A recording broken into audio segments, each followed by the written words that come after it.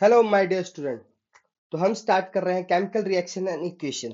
ठीक है, ये आपकी 10 मिनट सीरीज है। ठीक है, चैप्टर्स को डिवाइड किया जाएगा पार्ट वाइज और आपको ये चैप्टर सीरीज में से मतलब लाइक कॉन्सेप्ट समझाए जाएंगे क्लियरिटी के साथ। ओके, तो नाउ स्टार्ट करते हैं। Chemical reaction. First of all हम केमिकल रिएक्शन की बात करें। केमिकल रिएक्शन होता क्या है? Chemical reaction is a process where the substance undergo a change in their chemical composition. That means कि सिंपल सी बात है कि मान लो ना कुछ चीजें से रिएक्टेंट होता है। ठीक है, रिएक्टेंट ना कन्वर्ट हो जाएगा किसमें? प्रोडक्ट में। किसमें कन्वर्ट हो जाएगा? प्रोडक्ट में। और ये जो रिएक्टेंट की जो प्रॉपर्टीज होगी ना वो वेरी करेंगी। क्या करेंगी? वेरी करेंगी। किससे? प्रोडक्ट के साथ। क्योंकि प्रोडक्ट की जो प्रॉपर्टीज होगी वो क्या होगी? डिफरेंट होगी। किससे? रिएक्टेंट से। किससे? रिएक्टेंट से। ठीक है, तो इसमें क्या होता है कि chemical reaction is a process where the substance undergo change in the chemical composition. Chemical composition में जब चेंजेस आता है, दैट मीन्स केमिकल प्रॉपर्टी जब डिफर कर जाए, फिजिकल एंड केमिकल प्रॉपर्टी दोनों वेरी करेगी। और यहाँ पे जो प्रोडक्ट होगा, वो जो नया प्रोडक्ट बनेगा उसकी भी फिजिकल और केमिकल प्रॉपर्टी क्या करेगी? वेरी करेगी। ठीक है, स्पेशली केमिकल प्रॉपर्टी वो वेरी करती है। तो जो सब्सटेंस इंटर करता है रिएक्शन के अंदर उसको रिएक्टेंट कहते हैं। दैट मीन्स अगर मान लो मैंने ए प्लस बी लिया और ये आपका बन रहा है ए बी। क्या बन रहा है? A B. तो ये जो ए और बी है ना, ये दोनों क्या है? रिएक्टेंट है। क्या है? रिएक्टेंट है। And they transformed into new substance with different property। different property के साथ बनेगा। वो क्या होगा? a plus b tends to ab। ये आपका जो ab है वो प्रोडक्ट है और इसकी जो प्रॉपर्टी होगी वो भी क्या होगी? वेरी करेगी। क्या करेगी? वेरी करेगी। किससे? रिएक्टेंट से वेरी करेगी। किससे? रिएक्टेंट से वेरी करेगी। सो ये आपका देख रहे हो केमिकल रिएक्शन है। दैट मीन्स इसमें मैग्नीशियम बर्नर रिबन लिया गया है। ठीक है, इसको बर्न किया जा रहा है। बर्न करने का मतलब होता है ऑक्सीजन की सप्लाई कर रहे हैं। क्या कर रहे हैं?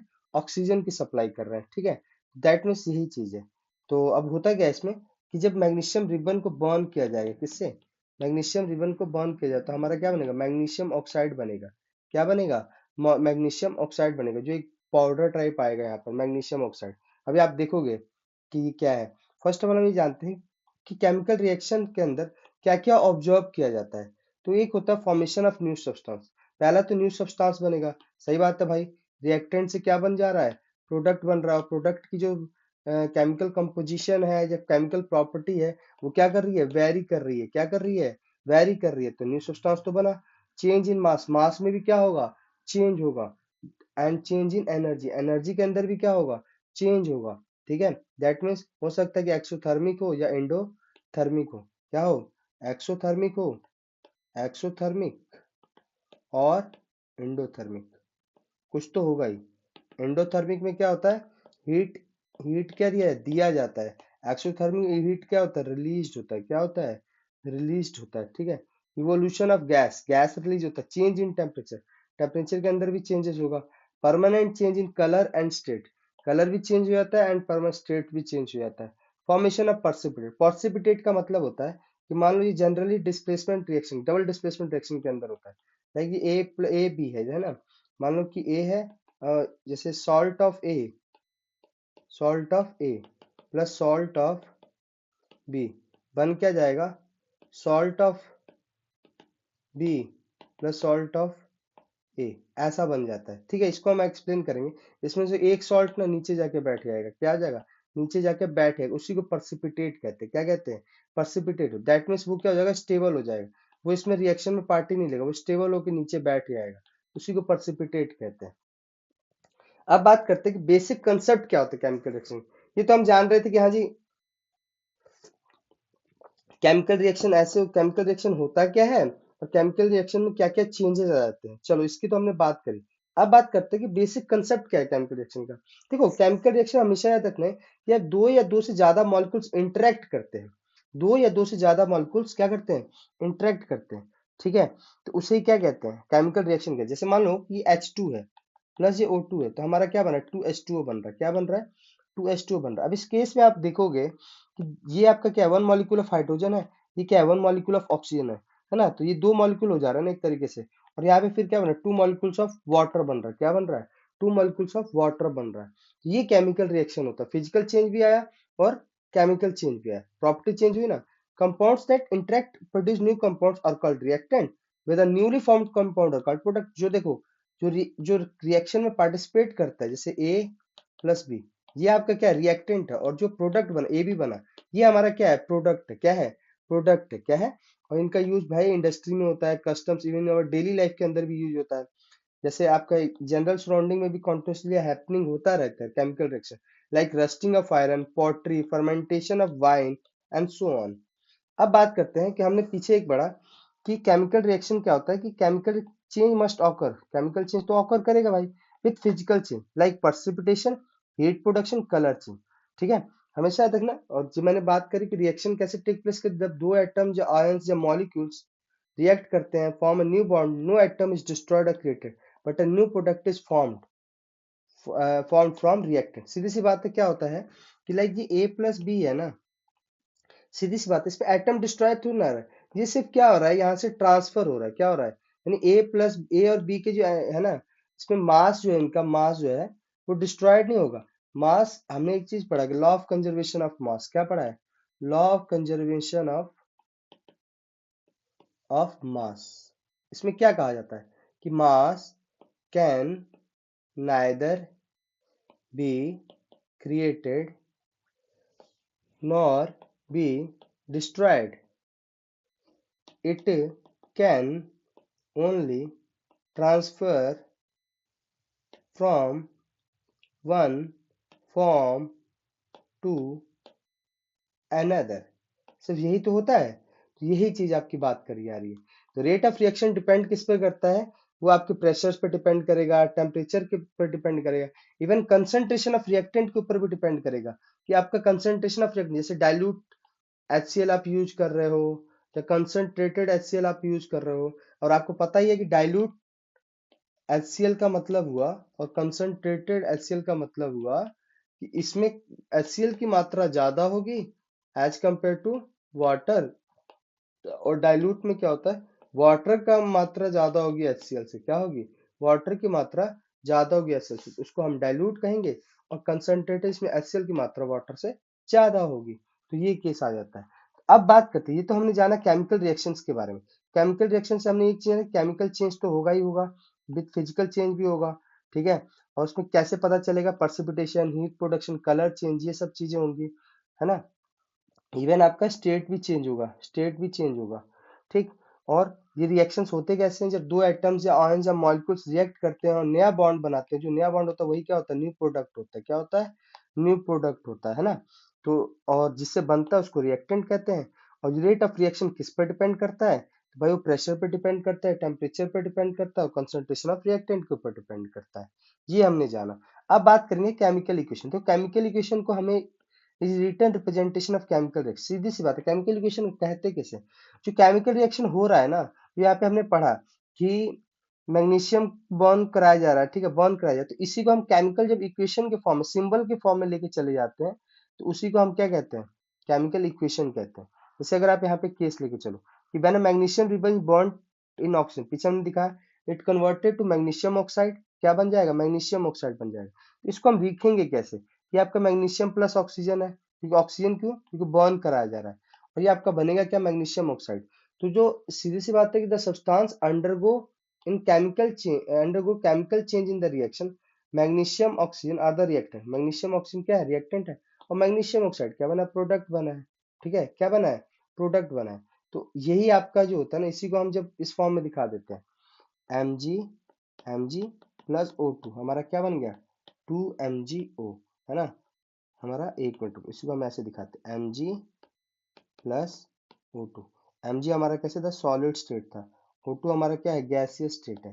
फिर हमारा मैग्नीशियम ऑक्साइड, मैग्नीशियम MgO, ये पाउडर के फॉर्म में बनेगा, तो इसको हम सॉलिड ही मान के चलते हैं क्योंकि पाउडर का फॉर्म है। ठीक है, तो यहाँ पे बैलेंस करने के लिए यहाँ पे 2MgO कर दी, है ना, क्योंकि मैग्नीशियम यहाँ पे 2 है तो यहाँ पे भी 2 है। ठीक है, तो ये हमारा क्या होगा, ये हमारा केमिकल इक्वेशन हो गया, क्या होगा, केमिकल इक्वेशन हो गया। ठीक, इसी चीज को यहाँ पे दिखाया गया। जैसे अगर आप देखो, ये जो 2 होता है ये क्या होता है, कोफिशिएंट होता है, किसका, हाइड्रोजन का। अच्छा देखो, जब ना H2 लिखा हो, हमेशा हाइड्रोजन, अब आपको फ्री स्टेट में हमेशा हाइड्रोजन H2 के फॉर्म में मिलेगा, ऑक्सीजन O2 के फॉर्म में मिलेगा। फ्री स्टेट में ये हमेशा इसी फॉर्म में मिलेंगे, आपको कभी H अलग या O अलग नहीं मिलेगा। क्यों? क्योंकि ये किसी रिएक्ट ये अपने अपने एटम के साथ ही क्या कर जाते हैं, एक तरीके से बॉन्ड बना लेते हैं। क्या बना लेते हैं? H के साथ मिलकर एक बॉन्ड बना लेगा तो H2 बन जाएगा। तो फ्री स्टेट में भी हमेशा क्या होता है, हाइड्रोजन H2 के फॉर्म में ही दिखेगा, ऑक्सीजन O2 के फॉर्म में ही दिखेगा, है ना। तो अब ये जो हाइड्रोजन, ये वन मॉलिक्यूल ऑफ हाइड्रोजन, जैसे इसमें कहा जाएगा, जैसे H2 लिखा है, इसका मतलब है टू एटम ऑफ हाइड्रोजन। क्या है? टू एटम ऑफ हाइड्रोजन, है ना। बट इसको अगर मॉलिक्यूल के बेस पे पढ़ेंगे तो वन मॉलिक्यूल ऑफ हाइड्रोजन कहेंगे, क्योंकि जनरली आप कभी भी वन मॉलिक्यूल ऑफ हाइड्रोजन निकालोगे तो H2 के फॉर्म में ही दिखाई देगा। किस फॉर्म में दिखाई देगा? H2 के फॉर्म में। सेम ऑक्सीजन के लिए भी यही केस होता है, ठीक है, सेम ऑक्सीजन के लिए यही केस होता है। आई होप आपको ये चीज समझ में आ रही है। Very good. तो ये जो टू होता है, जो आपका मतलब जो भी एलिमेंट है उसके पहले जो लग जाए उसको कोफिशिएंट कहेंगे। तो ये कोफिशिएंट ऑफ हाइड्रोजन गैस होगा, क्या होगा। और यहाँ पे कोफिशिएंट ऑफ ऑक्सीजन नहीं है, लेकिन यहाँ पे कोफिशिएंट ऑफ वाटर क्या है, टू है यहाँ पे। और ये जो टू है ना, ये सबसे मल्टीप्लाई हो जाएगा, एच के साथ भी मल्टीप्लाई होगा और ऑक्सीजन के साथ भी मल्टीप्लाई होगा। एच के साथ भी मल्टीप्लाई होगा, यानी एच से मल्टीप्लाई होगा, टू टू जब फोर हो जाएगा क्या, और ऑक्सीजन के साथ मल्टीप्लाई होगा तो ऑक्सीजन कितना हो जाएगा, टू हो जाएगा। और ये आपका क्या दिखा रहा है, रिएक्शन एरो दिखा रहा है। क्या दिखा रहा है? रिएक्शन एरो दिखा रहा है। और ये आपका गैस गैस लिक्विड, ये स्टेट ऑफ मैटर दिखा दे रहा है। क्या दिखा रहा है? स्टेट ऑफ मैटर दिखा दे रहा है। और ये जो टू है ना, ये सबस्क्रिप्ट दिखा रहा है। क्या दिखा रहा है? ये सिंपल भाषा में आप समझो कि दो एटम्स है, किसके, हाइड्रोजन के। O2 का मतलब क्या, टू एटम ऑफ ऑक्सीजन। क्या? Two atom of oxygen. लेकिन मॉलिक्यूल में पढ़ेंगे तो वन मॉलिक्यूल ऑफ ऑक्सीजन। क्या हो जाएगा? H2 को जब मॉलिक्यूल में पढ़ेंगे तो वन मॉलिक्यूल ऑफ हाइड्रोजन हो जाएगा। ये केस आता है, ठीक है। आई होप आपको ये चीज समझ में आया। सीधी सी बात है कि जो रिएक्शन को हमेशा लेफ्ट हैंड साइड में रखते हैं, रिएक्शन को जो प्लस में लग कर रखता है, तो वो आपका ये भी आपका क्या होगा, रिएक्टेंट ही होगा। ये हमेशा लेफ्ट हैंड साइड में लिखे जाएंगे। प्रोडक्ट हमेशा किस में लिखे जाएंगे, आपको राइट हैंड साइड में लिखे जाएंगे। प्रोडक्ट कहाँ लिखा जाएगा? राइट हैंड साइड में लिखा जाएगा। और जो एरो हेड है वही आपको बताएगा क्या, डायरेक्शन ऑफ द रिएक्शन बताएगा। क्या बताएगा? Direction of the reaction. ये आपका बता रहा है क्या, डायरेक्शन ऑफ द रिएक्शन। ये आपका सबस्क्रिप्ट जो टू एटम्स ऑफ ऑक्सीजन कहा जाएगा। और ये क्या, कोफिशिएंट है। क्या है? कोफिशिएंट है। तो आई थिंक आपको ये चीज समझ में आया। चलो, तो यहाँ पे रिएक्शन जो हाइड्रोजन और ऑक्सीजन का है, तो इसमें हमने बताया कि रिएक्शंस को किस में लिखा, रिएक्टेंट को लेफ्ट साइड में लिखा गया है, प्रोडक्ट को राइट साइड में लिखा गया। एरो पॉइंट दिखा रहा है कि रिएक्टेंट से क्या बन रहा है, प्रोडक्ट बन रहा है। तो डायरेक्शन का रिएक्शन इस तरफ है, ठीक। अब आती है, चलो हमने केमिकल इक्वेशन तो बना लिया, अब बात करेंगे किसकी, बैलेंस केमिकल इक्वेशन की। भाई देखो केमिकल इक्वेशन तो बन जा रहा है, जैसे मान लो H2 है प्लस O2 है, हमारा बन क्या रहा है, H2O बन रहा है। क्या ये बैलेंस है? बैलेंस का कंडीशन केस कहां से आता है, बैलेंस का रीजन होता है law of conservation of mass पर डिपेंड होना। क्या? Law of conservation of mass पर डिपेंड होना, है ना। ये law of conservation of mass, क्या मैंने बात करी कि mass can neither be created nor be destroyed, it can only transfer from one form to another. अब यहाँ पे देखो, एटम, आप हाइड्रोजन का एटम कितने, दो है, ऑक्सीजन का एटम दो है। यहाँ पे हाइड्रोजन का एटम दो है, ऑक्सीजन का एटम क्या, एक ही है। इसका मतलब ऑक्सीजन का एटम कितना, एक है। यहाँ पे ऑक्सीजन का एटम कितना है, दो है। बैलेंस नहीं है ना।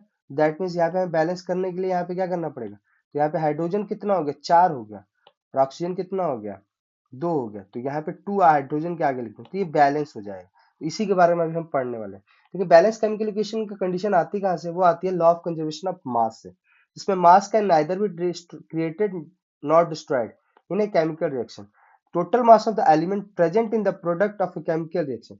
जो टोटल मास है ना एलिमेंट का, जो प्रोडक्ट में प्रेजेंट है, वो इक्वल होना चाहिए किसके, total mass of the element present in the reactant. जो रिएक्टेंट के अंदर टोटल मास प्रेजेंट होगा उसके बराबर होना चाहिए प्रोडक्ट का टोटल मास। सिंपल सा केस यही है। सिंपल सा केस और सिंपल कर देते हैं कि जो नंबर ऑफ एटम्स होंगे ना ईच एलिमेंट के, वो सेम होने चाहिए रिएक्टेंट में और प्रोडक्ट में, रिएक्टेंट में और प्रोडक्ट में, ठीक है। तो इसी को कहते हैं। जैसे अगर यहाँ पे देखा जाए कि स्टेप क्या होगा, तो पहला होगा कि अनबैलेंस्ड इक्वेशन लिखा जाएगा। जैसे यहाँ पे आपको देखो H2 प्लस O2, ठीक है, ये आपका क्या बना, H2O। तो ये अनबैलेंस केमिकल इक्वेशन। फिर हम काउंट करेंगे नंबर ऑफ एटम्स को, दोनों साइड के काउंट करेंगे नंबर ऑफ एटम्स। जैसे हाइड्रोजन का एटम यहाँ पे दो है, यहाँ पे भी दो है। ऑक्सीजन यहाँ पे दो है, यहाँ पे ऑक्सीजन एक ही है। फिर एडजेसेंट करेंगे कोफिशिएंट को। एडजेसेंट क्यों करेंगे कोफिशिएंट को, मतलब कोफिशिएंट क्यों लगाएंगे, क्योंकि हमें दोनों साइड को क्या करना, बैलेंस करना। चलो यहाँ पे टू लगा दिए, यहाँ पे भी टू लगा देंगे, ठीक है। तो हमने कर दिया। अब ये सिंपलेस्ट रेशियो में आ जाएगा। जैसे यहाँ पे जिंक एंड सल्फ्यूरिक एसिड का केस लेके चल रहा है, जिंक को सल्फ्यूरिक एसिड मिलाया तो जिंक सल्फेट प्लस हाइड्रोजन बना, तो इसका फॉर्मूला होगा Zn H2SO4 ZnSO4 plus H2। अब ये देखेंगे कि Zn दोनों तरफ, ये एलिमेंट है, ये रिएक्टेंट का केस, ये प्रोडक्ट का केस, ZnHSO 1 2 1 4। और देखो जिंक यहाँ पे रिएक्टेंट में भी 1 ही था, नंबर ऑफ एटम्स इसके 1 थे, प्रोडक्ट में भी 1 है, हाइड्रोजन के 2 थे, यहाँ पे भी 2 है, सल्फर के 1 है, यहाँ पे भी सल्फर के 1 है, ऑक्सीजन के 4 है, यहाँ पे भी ऑक्सीजन के 4 है। तो डेट मीन्स क्या है, बैलेंस केमिकल इक्वेशन है। क्या है, अब थोड़ा सा केस ले लेते हैं, फेरस वाला केस, आयरन का केस, प्लस H2। अब यहाँ पे नोटिस करो कि फेरस एक है, यहाँ पे फेरस, यहाँ पे क्या Fe3O4 है, मतलब फेरस 3 है, यहाँ पर क्या है 3 एटम्स ऑफ फेरस है। ऑक्सीजन कितना, 4 एटम ऑफ ऑक्सीजन है, तो यहाँ पे फेरस एक है, यहाँ पे फेरस 3 है। अच्छा, यहाँ पे ऑक्सीजन एक है, यहाँ पे ऑक्सीजन 4 है, यहाँ पे हाइड्रोजन 2 है, यहाँ पे हाइड्रोजन 2 है, मतलब हाइड्रोजन तो सेम है, लेकिन फेरस और ऑक्सीजन दोनों तरफ एटम जो है वैरी कर रहे हैं। क्या कर रहे हैं, वैरी कर रहे हैं। तो इसको हमें बैलेंस करना है। क्या करना है, बैलेंस करना है। तो चलो भैया, हमने लिया एक एलिमेंट, तीनों एलिमेंट लिए, जो जो एलिमेंट होंगे, ferrous, hydrogen, oxygen, number of atoms in the reactant, number of atoms in product. Ferrous reactant में कितना है, एक ही है, कितना है, एक ही है, और यहाँ पे कितना है, 3 है, प्रोडक्ट में कितना है, फेरस 3 है। चलो, हाइड्रोजन कितना है, 2 है, प्रोडक्ट में भी हाइड्रोजन कितना है, 2 है। चलो, हाइड्रोजन यहाँ पे भी 2 है, यहाँ पे भी 2 है। ऑक्सीजन रिएक्टेंट में 1 है, और प्रोडक्ट में कितने, 4 है। रिएक्टेंट में 1 है, प्रोडक्ट में 4 है। इसको हमें बैलेंस करना है। क्या करना है, बैलेंस करना है, कुछ नहीं करना है यार, थोड़ा इसको समझो थोड़ा सा। जब भी बैलेंस करना ना, अब जैसे एक 3 है यहाँ पर, तो या तो इससे 3 से मल्टीप्लाई कर दो, या इससे 4 से मल्टीप्लाई, किसी एक को करो जिससे कि एलसीएम उलसीएम बैलेंस हो जाए हमारा। ये हमें ध्यान रखना है बस। ठीक है, इसी को हम करेंगे अभी। देखो, इनिशियली हमने क्या किया बैलेंस करने के लिए, ठीक है, दोनों तरफ देखेंगे तो यहाँ पे देखो 4 के साथ मल्टीप्लाई करें, फिर इसको हमने 4H2 किया। जैसे ही 4H2 किया ना, अब ध्यान से सुनो, ध्यान से यहाँ पे देखो कि 4 किया तो हाइड्रोजन कितना हो गया, 8 हो गया, हाइड्रोजन कितना हो गया, 8 हो गया। यहाँ पे देखो हाइड्रोजन कितना है, 4, 2 ही है, इसका मतलब यहाँ पे 4 से मल्टीप्लाई कर दें, ये भी हाइड्रोजन 8 हो गया। लेकिन फिर यहाँ पे देखो 4 कितना है, 4 कितना है यहाँ पर, 4 है, मतलब 0 है ना, तो ऑक्सीजन है ना, तो 4 है, तो यहाँ पे भी 4 है। लेकिन यहाँ पे फेरस 3 है, तो यहाँ पे फेरस 1 ही है, तो यहाँ पे भी 3 से मल्टीप्लाई कर दें, 3 फेरस भी हो गया। देखो, हमने यहाँ पे क्या किया, हाइड्रोजन का केस लिया, ये बैलेंस हो गया, 4 हो गया, यहाँ पे 4 हो गया। अब यहाँ पे हमने 3 से ले लिया, क्योंकि यहाँ पे 3 फेरस था, तो यहाँ पे भी 3 फेरस था। तो ऐसे ही करना है, ये हमारा फाइनल स्टेप होगा, है ना। नंबर ऑफ एटम रिएक्टेंट में भी, नंबर ऑफ प्रोडक्ट आपका यहाँ पे भी सेम ही है। ठीक, तो इसी को कहते हैं कि, इसको हम कैसे कहते हैं, ट्रायल एंड एरर मेथड से कहते हैं। तो यही आपका दिखाया गया है। ठीक है, ये आपके एग्जांपल्स दिए हुए हैं, सॉरी, ये आपके क्वेश्चंस दिए हैं, इस पे हम बैलेंस करना सीख सकते हैं।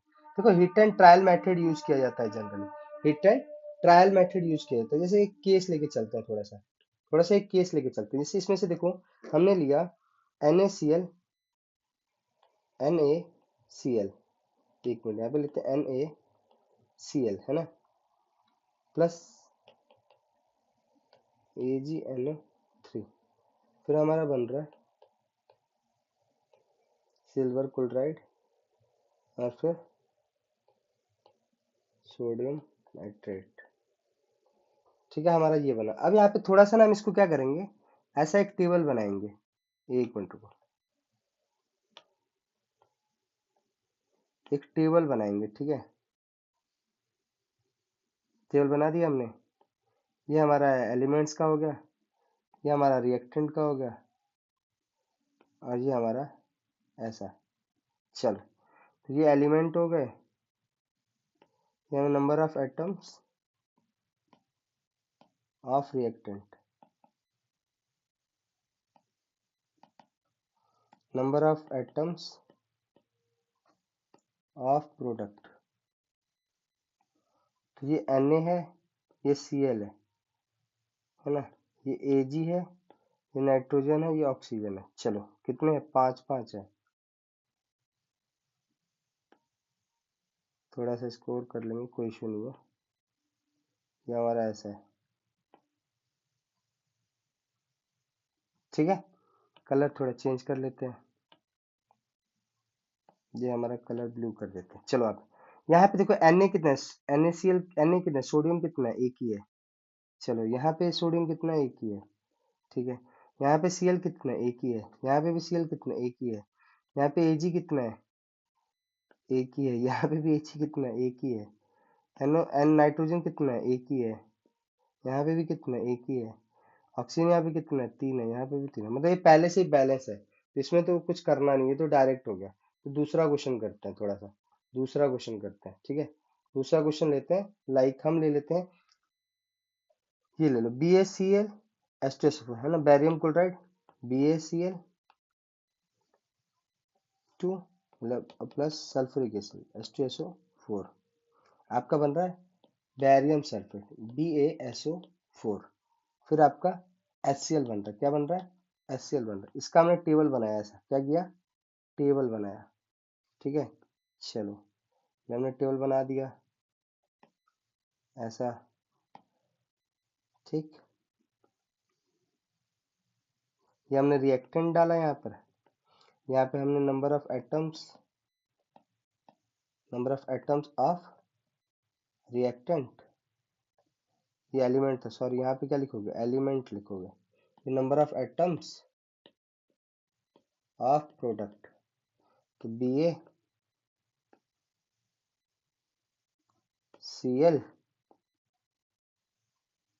हाइड्रोजन सल्फर, और फिर हमारा एक ऐसा बना देंगे, ठीक है,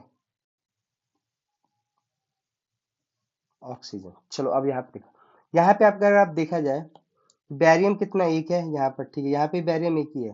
क्लोरीन यहाँ पर दो है, और यहाँ पर क्लोरीन कितना है, एक ही है। चलो, यहाँ पे आपका हाइड्रोजन के पास कितना, हाइड्रोजन कितना है, दो है यहाँ पर। यहाँ पे हाइड्रोजन क्या है, एक ही है, ठीक है। यहाँ पे सल्फर कितना है, एक है। यहाँ पे भी सल्फर कितना है, एक है। ऑक्सीजन यहाँ पे कितना है, चार है। यहाँ पे भी कितना है, चार। मतलब अगर हम देखें, बैरियम भी सेम है, क्लोरीन भी, क्लोरीन और आपका वो क्या कहते हैं, हाइड्रोजन वेरी कर रहा है।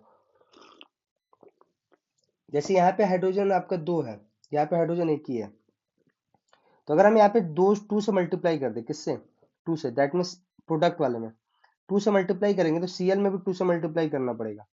ये भी हमारा टू आ गया, ये भी हमारा टू आ गया, that means BaCl2 plus H2SO4 plus BaSO4 plus 2HCl, तो ये हमारा क्या आ गया, बैलेंस केमिकल इक्वेशन हो गया। क्योंकि देखो, रिएक्टेंट में भी बैरियम कितना, एक ही एक है, क्लोरीन दो दो, हाइड्रोजन दो दो, सल्फर एक एक, और ऑक्सीजन चार चार। तो इस तरीके से करना है, ठीक है। आई होप आपको बैलेंस केमिकल इक्वेशन करना समझ में आ गया है। सो नाउ अब बात कर रहे हैं टाइप ऑफ केमिकल कॉम्बिनेशन की, किसकी, टाइप ऑफ केमिकल कॉम्बिनेशन की। तो जब इसकी बात करेंगे, तो इसमें आपका जनरली चार तरह, combination reaction, decomposition reaction, single displacement reaction, double displacement reaction, और फिर पांचवा आपका कंबशन। दैट मीन्स आपका ये तो हटा दो, बट ये चार आपके इंपॉर्टेंट है। कॉम्बिनेशन जो एनसीईआरटी में दिए हुए हैं आपके, बेसिकली कहाँ दिए हैं, एनसीईआरटी में। Combination reaction, decomposition reaction, double displacement reaction, double displacement reaction, और फिर आपका कंबशन है। टाइप्स ऑफ, देखो आप सिंथेसिस, ये कॉम्बिनेशन रिएक्शन होगा, ये डिकम्पोजिशन रिएक्शन, ये डिस्प्लेसमेंट रिएक्शन, एंड ये डबल डिस्प्लेसमेंट रिएक्शन। अब इसके बाद जो वीडियोज आने वाली है, उसमें आपका पहले कॉम्बिनेशन रिएक्शन होगा, फिर डिकम्पोजिशन रिएक्शन, तो तरह से हर एक केमिकल रिएक्शन का एक्सप्लेनेशन होगा, ठीक है। तो आई होप आपको ये वीडियो समझ में आई होगी, एंड थैंक्स टू ऑल।